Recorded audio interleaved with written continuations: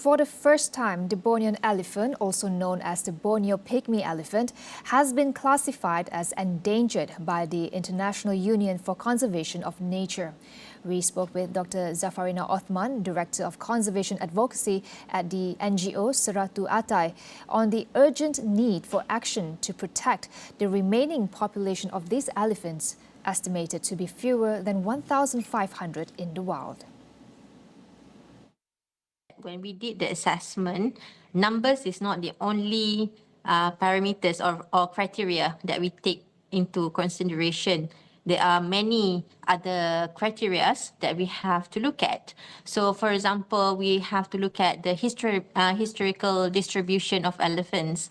And when we take this into account, there are huge and significant reduction in their historical distribution in Sabah.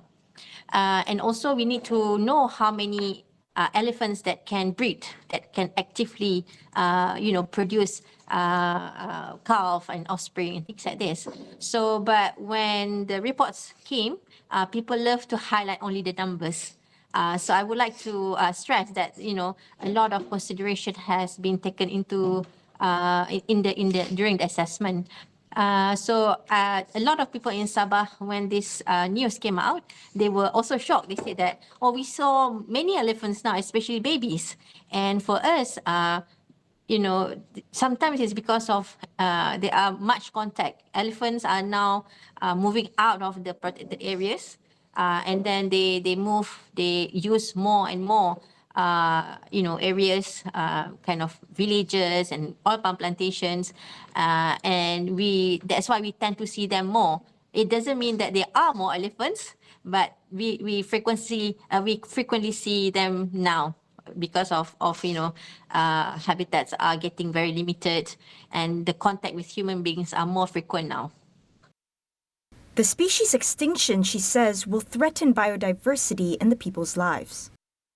Because if we don't take this into consideration, then it actually will affect the life of us people. We can have those development, but we will not have imbalanced ecosystem that at the end will affect us.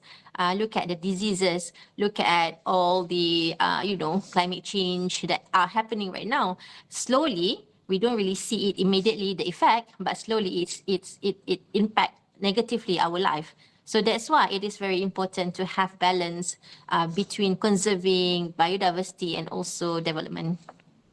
There are many strategies, biodiversity strategies, a lot, that we do. The government and working with other stakeholders at the national level, at the international level, which help us to come up to reach the sustainable development. So so we need, first of all, to, like I said, walk the talk.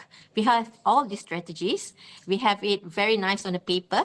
We need to be able to implement it, whatever we put it on the paper. And we have to, all of us work together, have this, the same vision and mission. And at the end, we need to be able to invest. So whatever we do, we must think about the future of our country and the future of the biodiversity that we have in Malaysia.